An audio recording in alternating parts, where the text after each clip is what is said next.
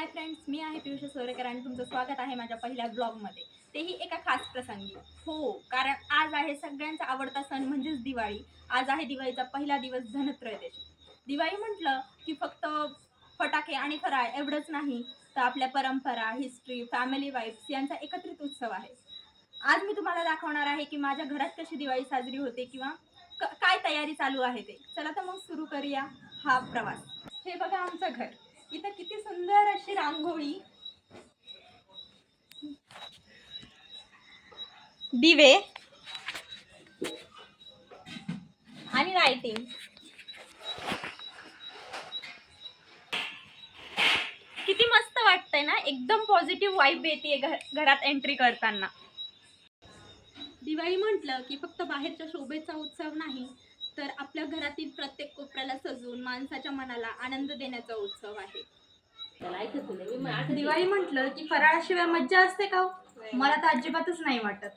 आमच्या घरी ही बघा, आई, आजी, आत्या किती प्रेमाने फराळ बनवतायत.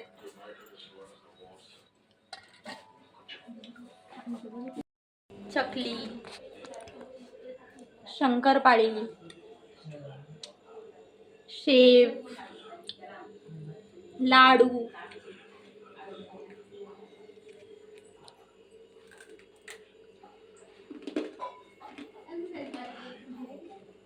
आहा, काय टेस्ट आहे, एकदम कुरकुरीत.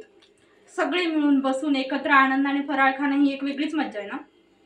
असं म्हणतात की दिवाळीच्या प्रत्येक फराळामध्ये एक वेगळी आठवण, एक वेगळी चव दडलेली असते. अशीच माझी आठवण आहे दिवाळीचे फराळामधीलच एक प्रकार म्हणजे बुंदीचा लाडू. जेव्हा केव्हा मी बुंदीचा लाडू खाते किंवा बघते, त्यावेळेस मला आमच्या तात्यांची म्हणजेच आजोबांची आठवण येते. कारण बुंदीचा लाडू खाण्याची सवय मला माझ्या तात्यांनी म्हणजेच आजोबांनी लावली. तो जेव्हा केव्हा मी तो लाडू खाते, त्यावेळेस मला त्यांच्यासोबतच्या सगळ्या लहानपणीच्या आठवणी आठवतात. अशाच तुमच्या कोणत्या आठवणी आहेत, कुठल्या पदार्थासोबत जोडलेल्या आहेत, ते मला कमेंट करून नक्कीच कळवा.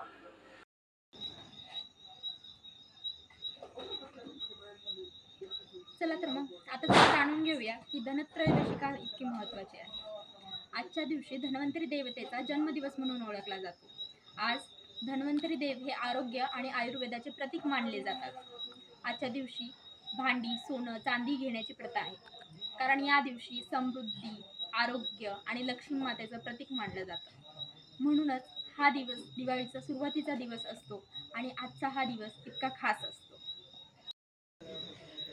दिवाळी आणि दिव्यांच्या प्रकाशात घर एकदम मस्त सोन्यासारखं चमकतंय.